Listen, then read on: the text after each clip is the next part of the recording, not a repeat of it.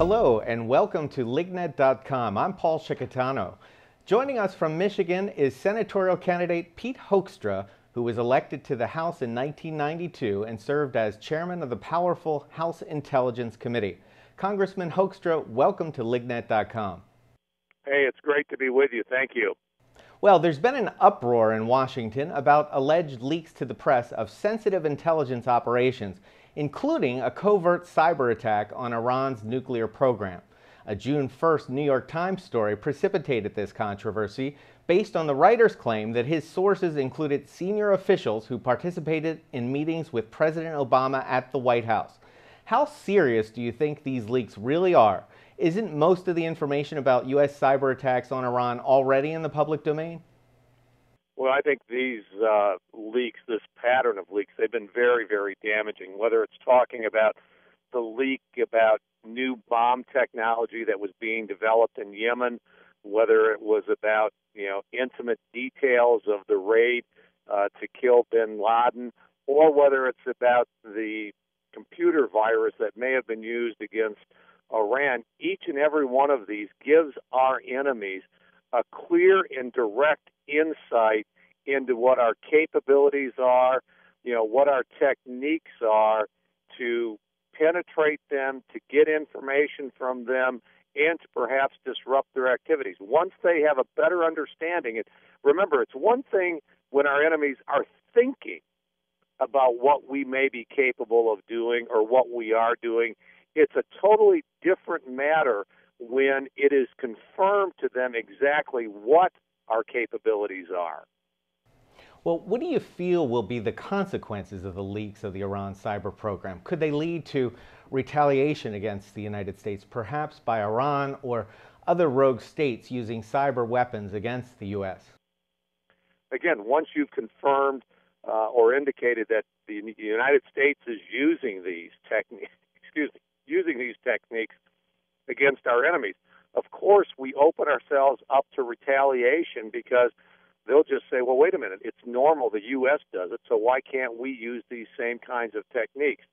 I think in the short and the medium term, we do open ourselves up for retaliation.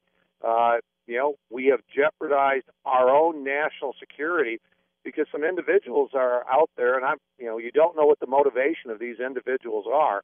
They're either amateurs who don't know what the consequences of their actions may be, or they're traitors to this country because of the damage that they have done.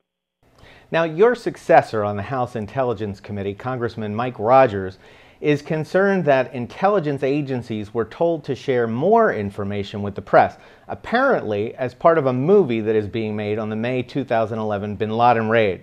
Secretary of Defense Gates reportedly met with National Security Advisor Tom Donilon after classified details of the bin Laden raid leaked out and said it was time for Obama security officials to, quote, shut up. There also were leaks about an alleged CIA double agent who helped obtain a prototype of a new underwear bomb from al-Qaeda in Yemen. What are your views on how this administration has handled classified information? Can you compare this case to previous intelligence leaks to the press during the Bush administration? Well, again, we've got to get to the bottom of this and determine exactly how these leaks occurred and whether they occurred with the sanction of the president. The president can declassify any information that he wants. And so, were these leaks sanctioned by people high in the administration? And in some cases, you kind of believe that they may have, because the only stuff that's leaking is stuff that appears to polish the image of the president as a strong leader on national security. In the Bush era, it was very, very clear. The leaks were not sanctioned by the administration. They were not sanctioned by senior administration officials. They were all done to damage the tools and the techniques and the tactics that the Bush administration was using to fight al-Qaeda and radical jihadism. In this case, under the Obama administration, they're using to strengthen the image of the president. In the Bush administration, they were clearly used to undercut the administration in their efforts. Well, The Obama administration has named 2 U.S. attorneys to investigate this case. Senator John McCain is leading the fight in the Senate to have a special counsel named. Can the DOJ investigate the White House, or do we need a special prosecutor? I think it's very clear you need a special counsel to do this. You cannot have Eric Holder's Justice Department investigate the executive branch to identify where these leaks come from. Eric Holder, you've got people on Capitol Hill who are calling for his resignation. He's very much politicized the office of the Attorney General. They cannot do an unbiased, independent investigation either of the executive branch or of Congress. This issue really begs to have a special counsel appointed. Now, if it's proved that the leaks came from the White House, what would be the appropriate response from Congress? Well, I think the appropriate response from Congress would be outrage. The appropriate response from the Justice Department or from the special counsel would be for the prosecution of these individuals to the fullest extent of the law. Again, I believe that there's been significant damage done to our national security interests because of these leaks. In Yemen, there's been evidence that the organization that was developing this prototype underwear bomb has ruthlessly gone out and tried to identify the people that may have leaked, meaning that perhaps they've killed a number of people just to stop this leaking. And if they, identified the person and killed the person that was a source to us, it means that human intelligence source is gone. These human intelligence sources, they're worth their weight in gold. That source may never be replaced, which means that perhaps now in parts of Yemen and parts of the Middle East, places where we had eyes into radical jihadism, these extremist groups, those eyes may now be gone and we are blind. America is more vulnerable. It's a very serious breach of our national security.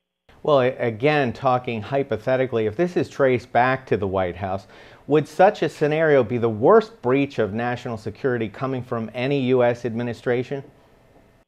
No, I think, the problem here is there have been a pattern of leaks. Many of the leaks that occurred during the Bush administration, again, we don't know the motivation of the leakers, but they were very, very damaging as well. The leak that there were secret detention centers, about enhanced interrogations and these types of things.